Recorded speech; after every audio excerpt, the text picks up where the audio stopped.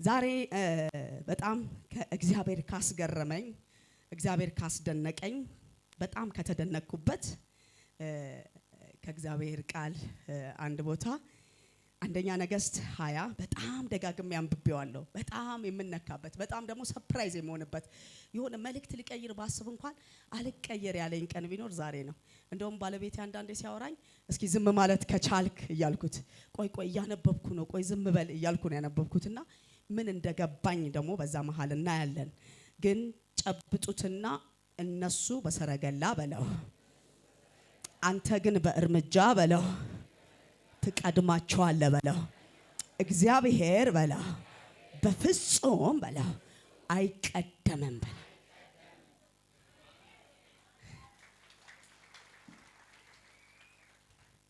እስኪ እግዚአብሔር አይቀደምም በለው።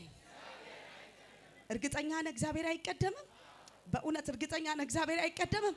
ደግሞም እግዚአብሔር አይሸወድም በለው። እስኪ እግዚአብሔር በልብስ አይሸወድም በለው። እግዚአብሔር በቋንቋ አይሸወድም በለው። ዛሬ ምሽት ያታለሉ ይታለላሉ። ሊጥሉ የወጡ ይወድቃሉ።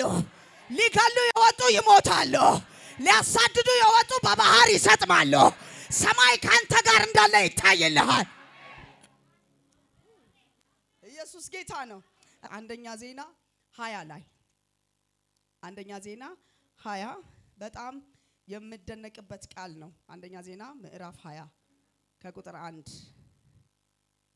ይሄንን የጻፈው ሰው ከዳዊት ወገን ነው እና ከሰለሞን ከዳዊት ጋር ዝምድና ያለው ሰው ነውና ይሄንን መጽሐፍ ሲጽፈው በጣም አስደናቂ በሆነ ሁኔታ ነው የጻፈው። ግን የሚገርመኝ እንዲሆነ ከዚህ በኋላ የሞዓብና የአሞን ልጆች ከርሱ ጋር ሙኡናንያውያን ኢዮሳፍጥን ሊዋጉ መጡ። ወሬኞችም መተው ከባህር ማዶ ከሶሪያ ታላቅ ሰራዊት መጥቶብሃል፣ እነሆ አይነጋዴ በተባለች በሐሴቶ ታማኒ ናቸው ብለው ለኢዮሳፍጥ ነገሩት። ኢዮሳፍጥም ፈራ፣ እግዚአብሔር ሊፈልግ ፊቱን አቀና፣ በይሁዳ ጾም አወጀ። ይሁዳም እግዚአብሔርን ይፈልግ ዘንድ ተከማቸ። ከይሁዳ ከተሞች ሁሉ እግዚአብሔርን ይፈልጉ ዘንድ ወጡ።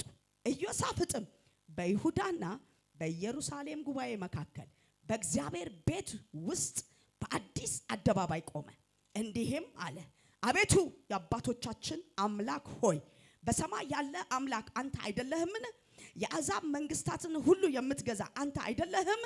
ኃይልና ችሎታ በእጅ ነውን፣ ሊቋቋም የሚችል የለም። አምላካችን ሆይ በዚህ ምድር የነበረ አሕዛብ ከአሕዛብም ከእስራኤል ፊት ያሳደድክ ለወዳጅ ለአብርሃም ዘር ለዘላለም የሰጠህ አንተ አይደለህምን?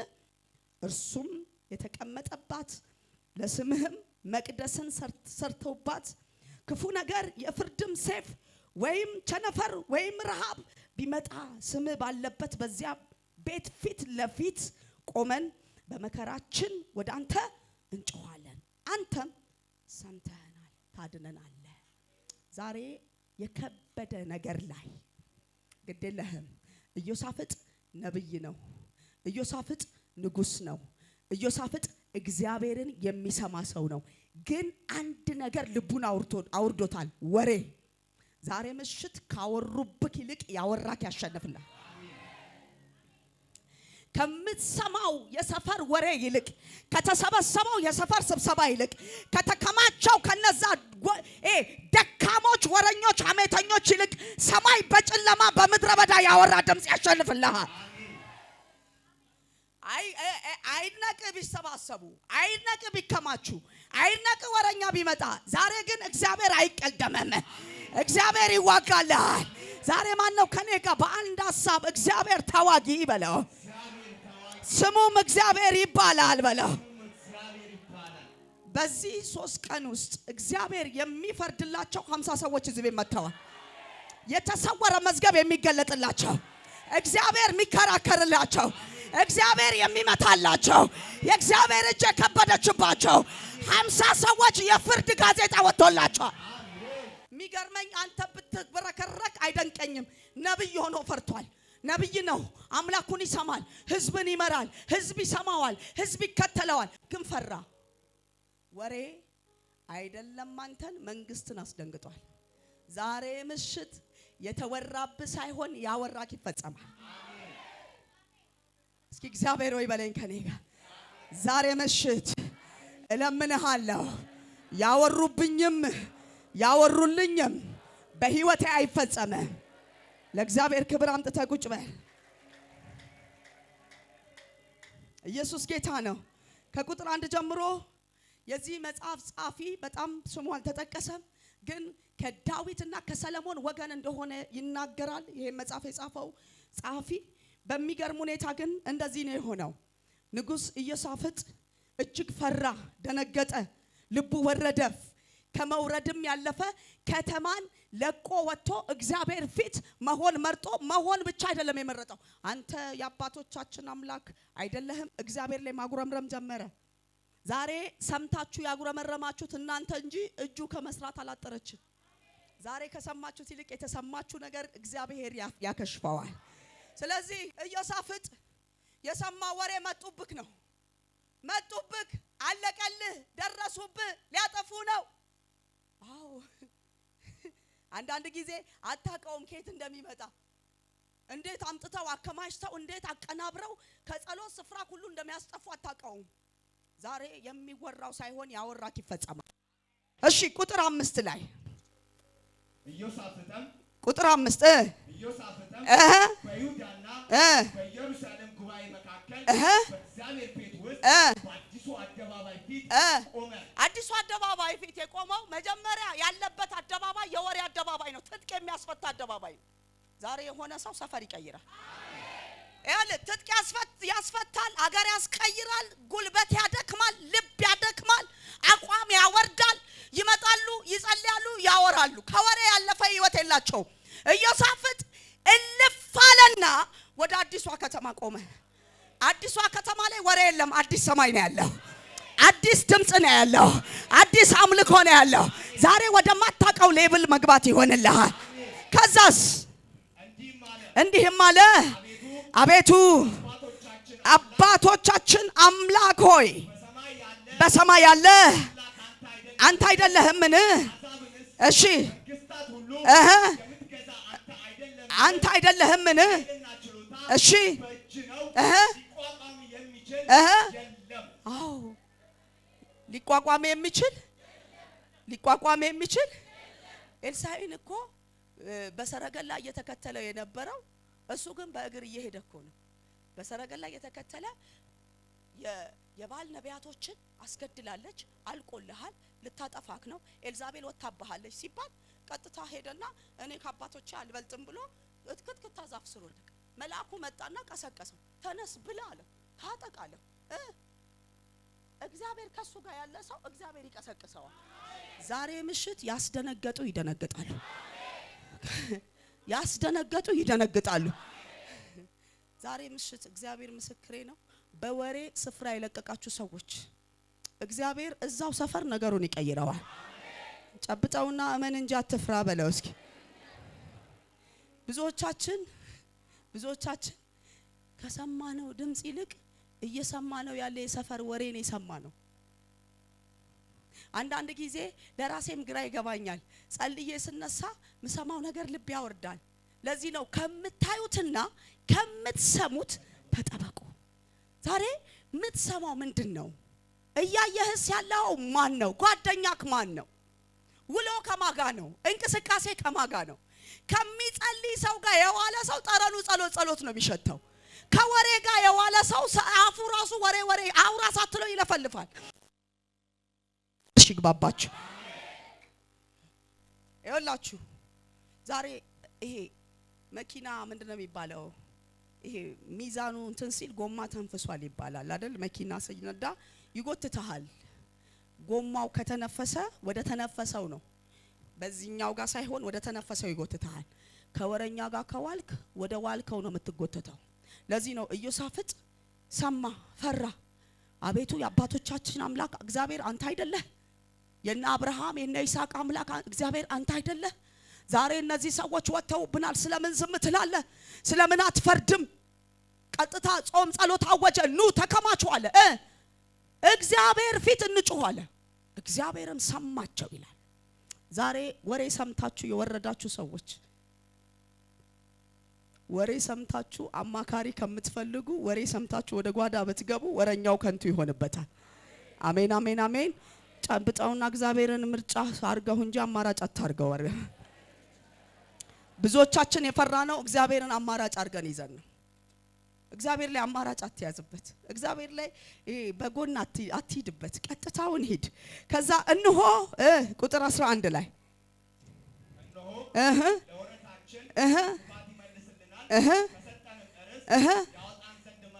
እሺ እሺ እሺ እሺ ነገር ግን እሺ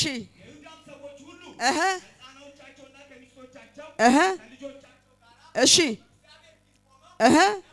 እሺ የእግዚአብሔር መንፈስ ከአሳፍ ወገን በነበረው በሌዋውያን እሺ እሺ እሺ ይሁዳ ሁሉ በኢየሩሳሌም የምትኖሩ አንተም ንጉሥ ኢዮሳፍጥ ስሙ። እግዚአብሔር እንዲህ ይላችኋል፣ ሰልፉ የእግዚአብሔር ነው እንጂ የእናንተ አይደለም። ከዚህ ታላቅ ወገን የተነሳ አትፍሩ፣ አትደንግጡ። ማግሬዳናስቶ ብራዳኪላ ባሳባያ ከዚህ ከከበበ ከወጣብህ ከተሰለፈብህ ሰልፍ የተነሳ ስፍራ ትልቀቅ፣ ቦታ ትልቀቅ። ሰልፉ እኮ የእናንተ ያልሆነው ለኔ የሰጣችሁኝ ቀን ነው። በነገራችን ላይ ይሄንን ባይብል ለአንድዬ ከሰጠሁት በኋላ መጽሐፉ ያንድዬ ነው፣ የሰብል አይደለም። ሰምታችሁኛል? እስኪ ያዝ። ከዛሬ ጀምሮ ለስብከት ነው። ከዛሬ ጀምሮ ይሄ መጽሐፍ ለአንድዬ ሰጥቼዋለሁ። በምንም አጋጣሚ ሰጥቼዋለሁ። ይሄ ህዝብ እያለ ለምሳሌ ነው እንዳትፈርዱብኝ። ይሄ ህዝብ እያለ ሰጥቼዋለሁ። ሰተሽኛል ብሎ ግግም ቢል መብቱ ነው። ህዝብ ፊት ነው የሰጠሁት። ከዛሬ ጀምሮ መጽሐፉ የማን ነው? ያንድዬ ነው። ከተጨነክባት ሰዓት ጀምሮ ወደ እልፍኝ ገብተህ አባባ ካልክ ሰዓት ጀምሮ ሰው የለኝም ብለህ ከነገርከው ሰዓት ጀምሮ ወገን የለኝም ብለህ ከነገርከው ሰዓት ጀምሮ ማንንም ይረዳኝ የለም ካልክ ሰዓት ጀምሮ ሰማይ ተነስቶልሃል። እስኪ ሰማይ ተነስቶልኛል በለ። ሰማይ ሲነሳ እንደዚህ ነው የሚሆነው። ኃላፊነት ይወስዳል፣ አቅም ይወስዳል፣ ዋስትና ይወስዳል፣ ተከራካሪ ይሆናል፣ ካንተ ፊት ይቀድማል፣ ሰልፉን ይሰለፋል፣ ክርክሩን ይከራከራል፣ ሲቀድሙ ይመታልሃል። ዛሬ ምሽት ጀግና የተባለ እግር ስር ይወድቃል። ለምን አትለኝም? ሰጥተኸዋል። ለእግዚአብሔር ሰጥተን መልሰን እናማለን። ማንን? እግዚአብሔርን። ወይኔ ለእግዚአብሔር ሰጥቼው ነበር ግን ምንም እየሆነልኝ አይደለም። እግዚአብሔር ቀስ ብሎ ነው የሚነሳው። ጥይታቸውን እስኪጨርሱ ዝም ይላል። እነ ኢዮሳፍጥ ተሰብስበው ሲጮሁ እግዚአብሔር ጸጥ ያለ ይመስላል። ከተማው ጸጥ ያለ ይመስላል። እየመጡባቸው ያለ ኮቴ ይሰማል። በቃ አካውንቴ ባዶ ነው ብሏል። በቃ ማንም ሰው የለኝም ብሏል። ከዛች ሰዓት ጀምሮ እግዚአብሔር ስለዛ ሰው ይወስዳል፣ ይቀበላል። ሰልፉ ከሰውየው ጋር አይደለም ከእግዚአብሔር ጋር ይሆናል። ለዚህ እኮ ነው ሙሴ ከፊት ለፊት ቀይ ባህር አለ፣ ከኋላ የፈርዖን ጦር አለ፣ ከፊት መሃል ላይ እስራኤል ይጮሃል። ማዕከል ቤት ሙሴ መሪ ነው። ምን ላርጋቸው አለ። እግዚአብሔርም እንደዚህ ያለው አትጮህብኝ። ስለምን ትጮህብኛለህ? ስለምን ታጉረመርብብኛለህ? ሰጥቼክ በእጅ ይዘህ ጨብጥና እጄ ላይ ነው ያለው ጉዳዩ በለ። እኔ ነኝ የቀለለብኝ እሱ ሰጥቶኛል በለ። ዛሬ ምሽት የሆነ ሰው የማይደፈር ቦታ ደፍሮ ይገባል። አሜን። ከዛስ አንተ ንጉሥ ኢዮሳፍጥ አለ ይሄ ሰልፍ እናንተ አይደለም። እሺ እዚህ ሰልፍ ላይ ስትወጡ ቁሙ አለ። ቁሙ። ቆማችሁ አትናገሩ፣ አትለፍልፉ። የአባቴ የእናቴ የቅድመ አያቴ አምላክ አትበል፣ ዝም ብለህ ቁም አለ። ትቆማላችሁ፣ ዝም ትላላችሁ፣ እግዚአብሔር ይዋጋላችሁ። እነዚህ ትልቅ የተባሉ መጡባችሁ የተባሉ ከፊታችሁ እንደ ሬሳ ይሆናሉ። አሜን። አንተ ምን ሆነ ነው? ያመንኩት እኮ የቀበሌ ሊቀመንበር አይደለም። ምን ሆነ ነው? ያመንኩት የሆነ ከተማ አስተዳደር አይደለም። ያመንኩት የሰማይና የምድር ፈጣሪ ነው። የታመንከው ጌታ ጣልቃ ይገባልሃል። ሰው ከእግዚአብሔር ጋር መሆን ሲጀምር እግሩን ሰቅሎ ከእግዚአብሔር ጋር ነው እንጂ የሚያወራው ለመንደርተኛ ሄዶ ችግሩን አያወራም። ዛሬ ከማንም ጋር ትማከር፣ ተማክሮ አልሰራህም። ለማንም ሄዳ አታውራ፣ አማክሮ አላመጣብህም። እያዩክ ነገሩ ይገለበጣል። አሜን። ወይኔ ናስኪ እግዚአብሔር የያዘው ሰው እግዚአብሔር ናስኪ ሳሚ ሶስታችሁ ነው እዚህ ጋር ተያዙ። ነስኪ መሃላቸው ግቢ፣ ተያዙ መሃል ግቢ። እግዚአብሔር ያለው ሰው በደንብ ስማኝ። ዛሬ በእግዚአብሔር ላይ ኮንፊደንስ ይዘህ እንድትወጣ ተጨንቀሃል፣ ሰተኸዋል። ድጋሚ አታስበው። ነገ ምን ሊሆን ይሆን ብለህ መጨነቃቁ ሰተኸዋል። ለቤቱ ባለቤት አስረክበሃል። ተወጥረሃል። ወጥረውን የያዙት ፈርጥመዋል። ጡንቻ አላቸው፣ አቅም አላቸው፣ ዘመድ አላቸው፣ ወገን አላቸው፣ ይተባበራሉ። ለዚህ እኮ ነው ሙሴ ላይ አይደል እና እንተባበር እናስጨንቀው ብለው የወጡበት። እናስጨንቀው አስጨንቀው ይዘዋል። እነዚህን ማሸነፍ ከባድ ነው። እግዚአብሔር ግን እነሱ ሳይለያዩ እነሱ እንደዚህ እንደተያያዙ ሰማይ ነገሩን እንደዚህ እያሉ እንደዚህ ያስወጣል። ይኸውልህ ተበትነው አይደለም አሉ። በቦታው ነው ያሉት፣ በስፍራው ነው ያሉት። እየተረዳዱ ነው፣ እየተመካከሩ ነው። ተያይዘው እያሉ አንተ ግን ትወጣለህ። እነሱ ከሰፈር ሳይወጡ ያንተ ነገር ሰበር ይወራ። አረ ሰበር ዜና አለኝ፣ አዋጁ ተገልብጦ። አጠገብ ያለውን ጨብጠውና ነገሩ እንደነበረ እያለ በለው፣ አንተ ግን አምልጠሃል በለው። ለአምስት ሰው ተፈጸመ። ዛሬ ምሽት የሆነ ሰው አዋጁ ይገለበጥለታል። የሆነ ሰው ትግሉን እግዚአብሔር ይታገልለታል። የሆነ ሰው ሰልፉን እግዚአብሔር ይሰለፍለታል። ማን ነው ከኔ ጋር እግዚአብሔር ተዋጊ የሚል? እግዚአብሔር ተዋጊ ስሙ ማን ይባላል? እግዚአብሔር ይባላል። አረ ኢየሱስ ጌታ ነው። አሜን አሜን አሜን አሜን አሜን አሜን አሜን አሜን አሜን አሜን አሜን አሜን አሜን። እኔ አይቻለሁ የሆነ ሰው ከሆነ ስራ ሲወጣ የሆነ አዋጅ ሲገለበጥለት አይቻለሁ። እስኪ ቁጥር 19 ምን ይላል? ሌዋውያንም የቀዓት ልጆችና የቆሬ ልጆች የእስራኤልን አምላክ እግዚአብሔርን በእጅግ ታላቅ ድምፅ ያመሰግኑት ዘንድ ቆሙ። ማልደውም ተነሱ፣ ወደ ቴቃ ምድረ በዳ ወጡ።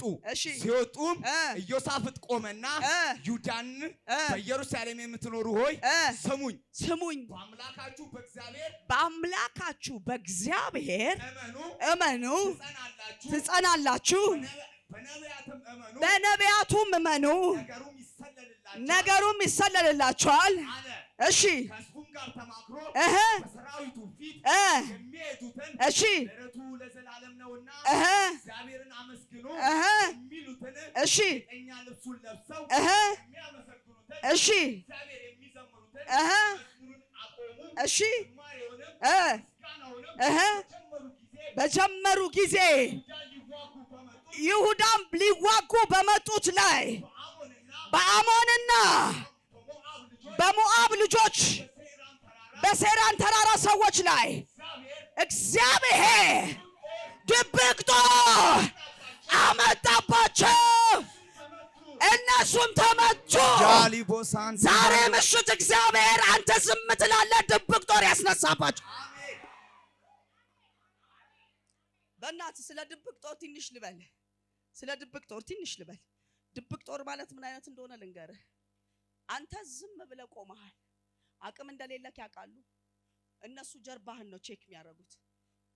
ዳዊትን በአለባበሱ ገመተው ሳኦል አይደለም ወንድሙ ኤልያብ ጭምር ባለባበሱ ገምቶታል።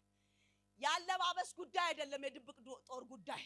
ድብቅ ጦር ቆመክ የሚቆምልህ ማለት ነው። ዛሬ ምሽት ትቆማለህ፣ ይቆምልሃል። አሜን።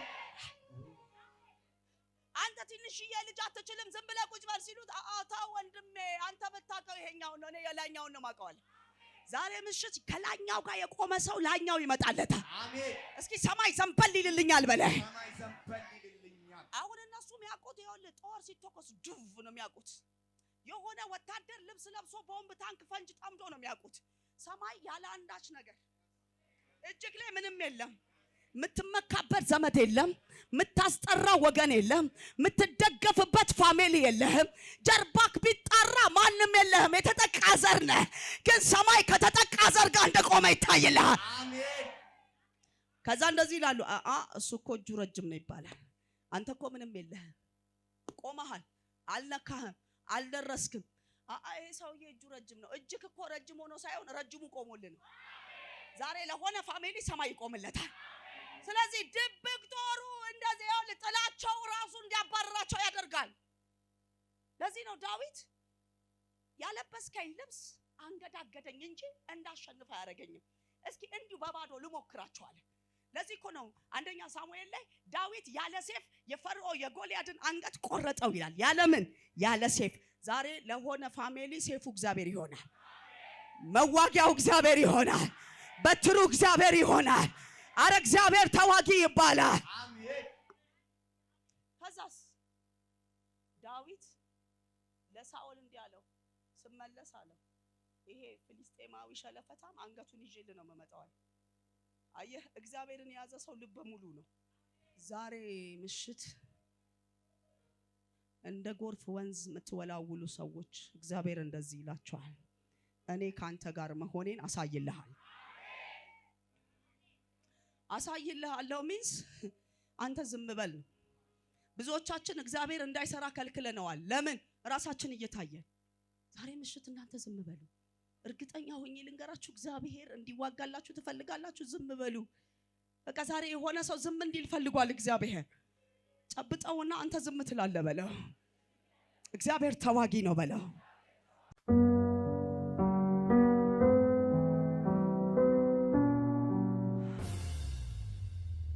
ሻሎም ቅዱሳን፣ የጌታ ሰላምና ጸጋ ረፍት ደስታ ይብዛላችሁ። ዛሬ በፊታችሁ አንድ እግዚአብሔርን ቃል ሼር ላደርጋችሁ ነው የመጣሁት። እሱም መጽሐፈ ዮናስ ላይ ያለውን 2 ከቁጥር 10 ላይ ያለውን ነው።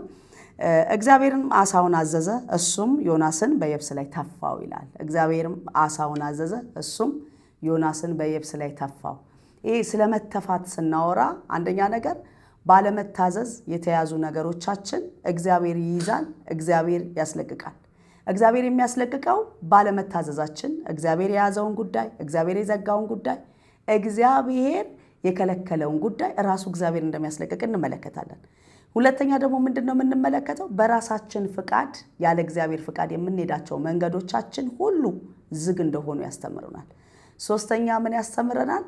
ዮናስ ፍላጎቱን ሊያሟላ በወጣ ጊዜ ያለ እግዚአብሔር ፍላጎት ብዙ መሄድ እንደማይቻል፣ እንደገና በዮናስ ፍላጎት የተጀመረ መንገድ የብዙ ሰዎችን መንገድና ብዙ ንብረታቸውን እንዳስጣለ፣ የኛ አለመታዘዝ፣ የኛ ከእግዚአብሔር ጋር አለመጣበቅ፣ የኛ በራሳችን ፍቃድ መንቀሳቀስ ከኛ አልፎ የሰዎችን ነገር እንደሚያስበላ፣ የሰዎችን ነገር እንደሚያስጥል ያሳየናል። መጽሐፍ ቅዱሳችን ላይ እንደምትመለከቱት የራሷን ገላ የሴቲቷንም የገደለች የሁለት ጋለሞታ ሴቶችን ታሪክ ወደዚያ መጣዋለሁ። አንደኛዋ ሕፃኗን ገላፍና ሌሊት ደግሞ የተኛችውን ያልሞተውን ወደ ራሷ ወስዳ የሞተውን ቀየረች። አንዳንድ ጊዜ በህይወታችን ውጣ ውረድ ጎዳና ውስጥ ያለ እግዚአብሔር ፍቃድ የምናስገባቸው ሰዎች፣ ያለ እግዚአብሔር ፍቃድ የምናስከትላቸው ሰዎች፣ ያለ እግዚአብሔር ፍቃድ የምንጀምራቸው መንገዶች ንጹህ ነገራችንን ይገሉብናል። ሁሌ የሚገርመኝ የጣሉ እንዳያስጥሏችሁ ብዬ ያስተማርኩት ትምህርት አለ። ይሄኛውን ከሱ ጋር የሚያገናኘው ትልቁ ነገር እግዚአብሔር ያዘዘውን ነገር ሰው በራሱ ቢሮጥ እንደማያከናውነው። ያለ እግዚአብሔር ፍቃድ የምትጀምራቸው ነገሮች ምንም ማይል ጀግና ብትሆን፣ ምንም ማይል ፒኤች ዲግሪ ቢኖርህ እግዚአብሔር የዘጋውን ዲግሪው አይከፍትልህም። እግዚአብሔር የዘጋውን ሰው አይከፍትልህም። በዚህ ውስጥ በጣም የተረዳሁት አንድ ነገር ምንድነው? እግዚአብሔርም ይላል አሳውን አዘዘው ነው ያለው። ሁለተኛ እግዚአብሔር አንድያ ልጁን ዓለምን ሊያድን በወደደ ጊዜ እስኪሞት ድረስ ዝም አለው። ሲዘበትበት፣ ሲገረፍ፣ ሲያንገላቱት፣ ሲወጉት፣ ሲሰቅሉት፣ ሲተፉበት ፍጡር አምላክን የሆነውን ፈጣሪ ሲገርፍ አባቱ ዝም ነው ያለው። የመጣው አንድና አንድ የረጅም ጊዜ ፕሮፖዛል ይዞ ስለመጣ ነው። አባቱ ማስቆም ይችላል፣ አባቱ ደግሞ ማዳንም ይችላል። ግን ምን ፈልጓል? እስከ መጨረሻው ድረስ የልጁን መልክ ይመስል ዘንድ አባቱ ስለጨከነበት ጌታ ኢየሱስ ክርስቶስ ተሰቅሎ ወደ ምድር ወደ አፈር ከተቀበረ በኋላ ምድር ልትውጠውና ልትከደም ባለመቻሏ ትንሣኤ የሆነውን ክርስቶስ ወደ ምድር እንደተፋችው ዮናስን አሳው እንደተፋው ምድር ደግሞ ኢየሱስን እንደተፋችው ታያላችሁ። ዮናስ ያለ እግዚአብሔር ፍቃድ ጀምሮ ነው። ኢየሱስ ደግሞ የእግዚአብሔርን የአባቱን ፍቃድ ሊፈጽም መጥቶ ነው። የእግዚአብሔር ፍቃድ በመንገዳችን እንድንሄድ በእግዚአብሔር ዓላማ ውስጥ እንድንጓዝ የእግዚአብሔርን ምክር ስትራቴጂ የእግዚአብሔርን ፕሮፖዛል እንድንጨርስ እንጂ በራሳችን ፕሮፖዛል መቀጠል አንችልም። ፎቅ ሰራለሁ ብሎ ሳር ቤት መስራት አይቻልም። ቤት ገነባለሁ ብሎ ቢች መገንባት አይቻልም። እግዚአብሔር ለመረጠን ስራ እስክንጨርስ ድረስ ደከመኝ ብለህ ብታቋርጥ ያቋረጥክባት መንደርና ሰዓት የመከራ ሰዓት እንደሆነች ከዮናስ ተምረናል። እግዚአብሔር ወደ ላከን እንጂ እኛ ወደ ላክነው ወይንም እኛ ወደ ፈቀድነው መሄድ እንደማንችል በተለይ የእግዚአብሔር ስትራቴጂ ያለብን ሰዎች እግዚአብሔር የመረጠን ሰዎች እግዚአብሔር ለራሱ ስራ የሾመን ሰዎች በሰው ሐሳብ መቀጠል አንችልም። የራሳችንም ሐሳብ ማረግ አንችልም። መጽሐፍ ሲናገር አንተ የእኔ ነህ ይላል። አንተ የእኔ ነህ ካለ ለሱ ስራ መርጦናል። በቤታችን ብዙ አጋዦችን እንቀጥራለን። ብዙ ሊረዱን የሚመጡ ሰዎችን እንቀጥራለን። ስንቀጥር ከደሞዛቸው ባሻገር አቅርቦታችንን እንጂ አቅርቦታቸውን መስራት አይችሉም። ያቀረብንላቸውን ግን ሰርተው ያቀርባሉ። እኛም በእግዚአብሔር ዓለም ስንመረጥ እግዚአብሔር ከሰጠን ውጪ መስራት ስንጀምር ውድቀታችን ይቀድማል። እግዚአብሔር ካዘዘን ውጪ መስራት ስንጀምር ጥፋታችን ይቀድማል። እግዚአብሔር ካዘዘን ውጪ መስራት ስንጀምር የእግዚአብሔርን ሐሳብ መስራት ስንጀምር በራሳችን መነሳት ስንጀምር የተሳካ የሚመስል ውድቀት ላይ ነው የምንሮጠው ማለት ነው። ስለዚህ እግዚአብሔር ዮናስን ስለፈለገው ስለላከው ለሐሳቡ ለእቅዱ ለዓላማው ለመልእክተኛ አድርጎ ስለመረጠው ዮናስ በራሱ ሐሳብ መሮጥ አይችልም። በራሱ እንቅስቃሴ መንቀሳቀስ አይችልም። ለምን ብትሉ እግዚአብሔር ወደ ላከው እንጂ ራሱን ወደ መረጠበት መሄድ አይችልም። በዚህ ዘመን እንደምታውቁት ብዙ እግዚአብሔር የመረጠውና ሰው የመረጠው አለ። እግዚአብሔር የመረጠው ምንም ማይል ትግል ውስጥ ቢሆን ምንም ማይል መንገዳገድ ውስጥ ቢሆን አልፈልግም እንኳን ቢል የእግዚአብሔር ሐሳብ ያስረዋል። ሰው የመረጠው ደግሞ ሰው ያወርደዋል። በመሳፍንት ዘመን አላያችሁ? እነ ቶላን እነ ሳሙኤልን እያንዳንዱን በየጊዜው የመሳፍንቶች መስፍኖች ተሰብስበው ይመርጡ ነበር። መስፍን ሲሞት ሌላ መሳፍንቶች ተሰብስበው መስፍን ይሰጠን ብለው ይጸልዩ ነበር። እግዚአብሔር የቀባውና እግዚአብሔር የመረጠውን ሰው እግዚአብሔር ነው የሚያወርደው። ስለዚህ ዮናስ ወደ እግዚአብሔር ሐሳብ እንዲሄድ ወደ እግዚአብሔር ጥሪ እንዲሄድ አሳ ነባሪውን አዘዘው ይላል። አሳ ነባሪው ደግሞ ወደ እግዚአብሔር ፍቃድ ነው ወስዶ የተፋው። እግዚአብሔር ወደ ሐሳቡ ወደ እቅዱ ወደ ፍቃዱ ይትፋችሁ። በድካም ሊሆን ይችላል፣ ራስ ወዳድ በመሆን ሊሆን ይችላል፣ የራሳችንን ምርጫ በመምረጥ ሊሆን ይችላል። እየሄድንበት ያለን መንገድ ምቹ የሚመስል ግን የራሳችንንም እያስጣልን የሰውንም እያስጣልን ያለንበት መንገድ እንኳን ቢኖር ዛሬ ጸልያለሁ እግዚአብሔር ወደ ፍቃዱ ይትፋችሁ ይዘዝላችሁ። እንደገና የተዋጠ የትኛውም የናንተ የሆነ ነገር በድካም በተለያየ ነገር የተዋጠባችሁ ነገር ይተፋ። ምድር ንጉሷን አፍና ንጉሷን አንቃ ማቆየት ባልቻለች ሰዓት እንደተፋችሁ ነገሮቻችሁ ይተፋ።